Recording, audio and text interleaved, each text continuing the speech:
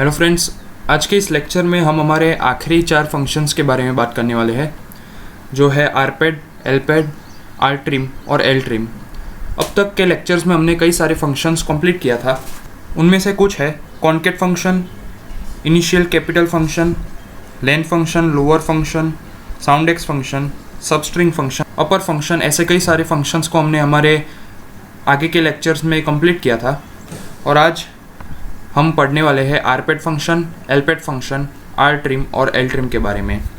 तो आज जो हम टेबल को हमारे एग्जाम्पल में हम लेने वाले हैं वो है वेदर। तो मैं वो टेबल आपको ज़रा दिखा देता हूँ। उस टेबल में 2 कॉलम्स है, एक है सिटी और दूसरी है कंडीशन। तो उसके डेटा में सिटीज़ है और उसके सामने उसकी कंडीशन है, यानी कि पर्टिकुलर टाइम में पर्टिकुलर सिटी में कौन सी कंडीशन थी। तो ये टेबल आप ज़रा एक बार ध्यान से देख लीजिए, क्योंकि आज यही टेबल से हम हमारे 2 फंक्शंस पढ़ने वाले हैं, जो है lpad और rpad। तो अब हम स्टार्ट करते हैं सबसे पहले rpad से। अब अगर मैं अकेला फंक्शन कॉल करूँ यहाँ पर, तो ये होगा सिलेक्ट स्टार फ्रॉम, और यहाँ पर मैं मेरे टेबल का नाम लिखूँगा जो है वेदर। तो यहाँ पर ये पूरा टेबल मेरे पास आ चुका है। लेकिन अगर मैं चाहूँ यहाँ से मुझे एक पैडिंग चाहिए, तो मैं क्या करूँगा, तो मैं यहाँ पर सिंपली लिखूँगा rpad, जो हमारे फंक्शन का नाम है, और यहाँ पर मैं वो पर्टिकुलर कॉलम का नाम लिखूँगा जहाँ पर मुझे पैडिंग चाहिए, सिटी। उसके बाद मैं यहाँ पर लिखता हूँ मुझे कितनी पैडिंग चाहिए, तो मुझे चाहिए 35 लेंथ्स की पैडिंग। और मुझे पैडिंग में क्या चाहिए, मतलब कैरेक्टर में क्या चाहिए। तो अब फ़िलहाल के लिए मैं सिर्फ ये फुल स्टॉप यानी कि एक डॉटेड पैडिंग यहाँ पर आ जाएगी।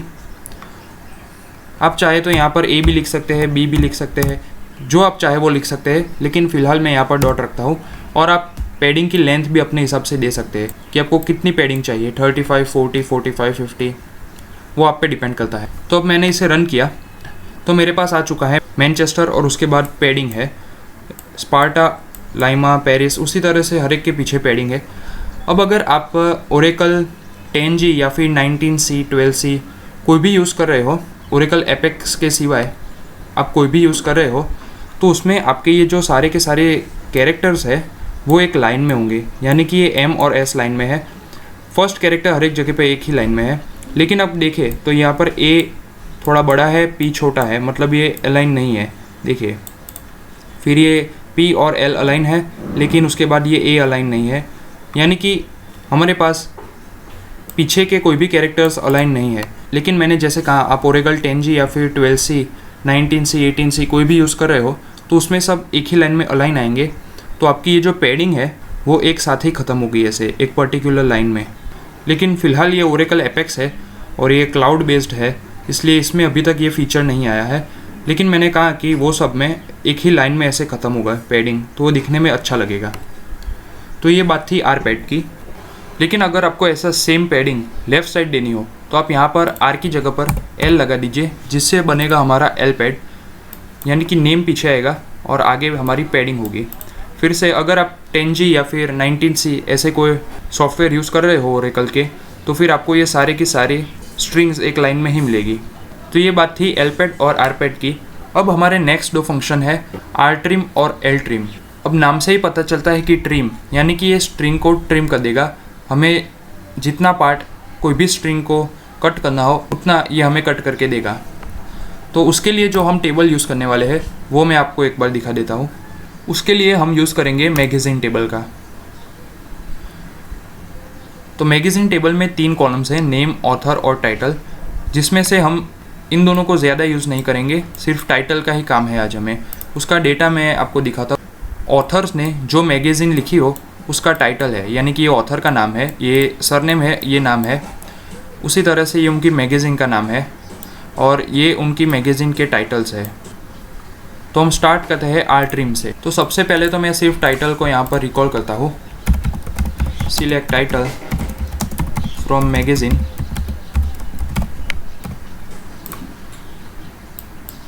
तो यहाँ पर ही हमारे टाइटल्स आ चुके हैं।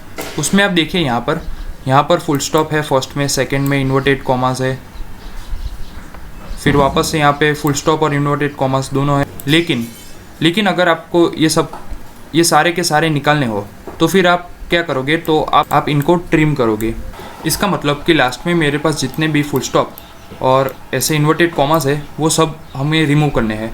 तो यहाँ पर मैं सिंपली लिखूँगा आर ट्रिम, ब्रैकेट में मुझे जिसमें से रिमूव करना है वो मैं लिखूँगा। तो यहाँ पर मुझे टाइटल कॉलम में से रिमूव करना है, वो मैं इन्वर्टेड कॉमास में लिखूँगा। एक है फुल स्टॉप और दूसरा है इन्वर्टेड डबल कॉमास, इन दोनों को मुझे रिमूव करना है। तो अब मैं रन करता हूँ इसे। तो अब देखिए यहाँ से फुल स्टॉप और इन्वर्टेड कॉमास सब कुछ निकल गया है। तो ये आर ट्रिम, यानी कि राइट साइड में से जो हमने यहाँ पर लिखा है उसे और ट्रिम कर देगा। उसी तरह से अगर मुझे लेफ़्ट साइड में ये सब निकालना हो, इन्वर्टेड कॉमास और वो सब, तो मैं यहाँ पर सिंपली एल कर दूँगा, जो होगा मेरा एल ट्रिम। तो देखिए लेफ़्ट साइड से निकल गया है। लेकिन अगर आप देखें ये राइट साइड में आ चुका है, तो दोनों जगह से मुझे ये इसको निकालना हो तो मैं क्या करूँगा, तो उसके लिए मैं ये थोड़ी बड़ी वाली क्वेरी है वो मैं लिखता हूँ, सिलेक्ट एल ट्रिम, यानी कि पहले एल ट्रिम में से करो, उसके ब्रैकेट में लिखो आप आर ट्रिम, उसके ब्रैकेट में आप लिखो आपको कहाँ से निकालना है। तो मुझे टाइटल वाले कॉलम में से निकालना है। और क्या निकालना है तो वो आप इन्वर्टेड कॉमास में लिखिए, फुल स्टॉप और डबल इन्वर्टेड कॉमास निकालना है मुझे। और वापस से ब्रैकेट के बाहर जाकर कॉमा लगाइए और इन्वर्टेड कॉमास में डबल इन्वर्टेड कॉमास जो मुझे लेफ़्ट में से निकालने हैं। इसका मतलब लेफ़्ट ट्रिम में से मैं निकालूंगा सिर्फ डबल इन्वर्टेड कॉमास, और आर ट्रिम में से मैं निकालूंगा पूरा का पूरा फुल स्टॉप और इन्वर्टेड कॉमास दोनों। तो अब मैं इसे रन करता हूँ। दोनों साइड से जो इन्वर्टेड कॉमा और फुल स्टॉप थे वो सब निकल चुका है। ये सेंटेंस हमारा एकदम क्लीन हो चुका है, प्योर हो चुका है। तो आज के लेक्चर में हमने 4 फंक्शंस के बारे में सीखा। एक है एलपेड, आरपेड, एल ट्रिम और आर ट्रिम।